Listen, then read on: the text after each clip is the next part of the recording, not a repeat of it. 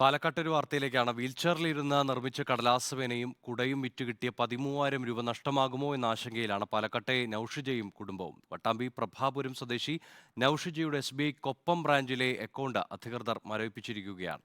Ahmedabad cyber സെല്ലിന്റെ നിർദ്ദേശപ്രകാരമുള്ള നടപടിയെന്നാണ് bank അധികൃതരുടെ വിശദീകരണം.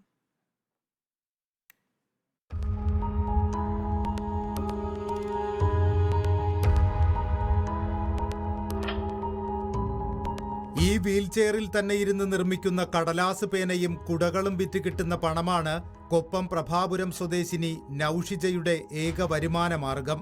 ഇങ്ങനെ കഷ്ടപ്പെട്ടുണ്ടാക്കിയ തുക നൌഷിജ സ്വരൂകൂട്ടി വച്ചിരുന്നത് കൊപ്പം SBIയിലുള്ള തന്റെ ബാങ്ക് അക്കൗണ്ടിലാണ്. ഈ അക്കൗണ്ടാണ് ഒരു സുപ്രഭാതത്തിൽ പെട്ടെന്ന് അധികൃതർ മരവിപ്പിച്ചത്. ഇക്കഴിഞ്ഞ ഡിസംബർ 18-ന് അക്കൗണ്ടിൽ നിന്ന് പണം പിൻവലിക്കാൻ ശ്രമിച്ചെങ്കിലും തുക ലഭിച്ചില്ല. ബാങ്കിലെത്തി അന്വേഷിച്ചപ്പോൾ കൊപ്പം പോലീസിനെ സമീപിക്കാൻ നിർദ്ദേശിച്ചു.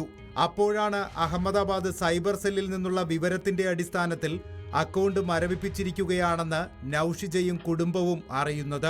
ബ്ലോക്ക് ചെയ്യാൻ 5 നമ്പർ തന്നിട്ടുണ്ട്. നിങ്ങളെ അക്കൗണ്ട് ഫീസ് ചെയ്യാൻ പറഞ്ഞേക്കാണ്. അങ്ങനെ ഒരു പരാതിയാണ് നമുക്ക് വന്നിട്ട്. നമുക്ക് അതാണ് ചെയ്യാൻ പറ്റുള്ളൂ. പോലീസ് സ്റ്റേഷനിൽ പോയിക്കോളൂ എന്ന് പറഞ്ഞു. പെട്ടെന്ന് 13,000 രൂപ നഷ്ടപ്പെടുത്തുക എന്ന് പറഞ്ഞാൽ നമ്മളെ പോലത്തെ ആൾക്കാർ ഇനി ഇങ്ങനത്തെ കുട്ടികൾ ഒരിക്കലും ചതിക്കപ്പെടുകയും ചെയ്യരുത്. അക്കൗണ്ട് മരവിപ്പിച്ച നടപടിയെക്കുറിച്ച് കൂടുതലറിയാൻ അഹമ്മദാബാദ് സൈബർ സെല്ലുമായി ബന്ധപ്പെടാനാണ് അധികൃതരുടെ നിർദ്ദേശം. പ്രദേശത്തെ തട്ടുകടയിലെ തൊഴിലാളിയായ ഭർത്താവും 1 വയസ്സുള്ള കുഞ്ഞും മാത്രമുള്ള നൌഷിജ ഇതോടെ ആകെ ദുരിതത്തിലായി.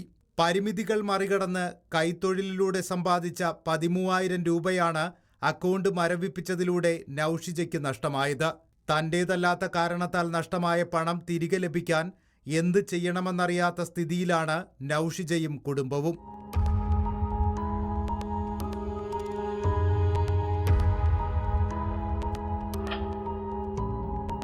റിപ്പോർട്ടർ, പാലക്കാട്.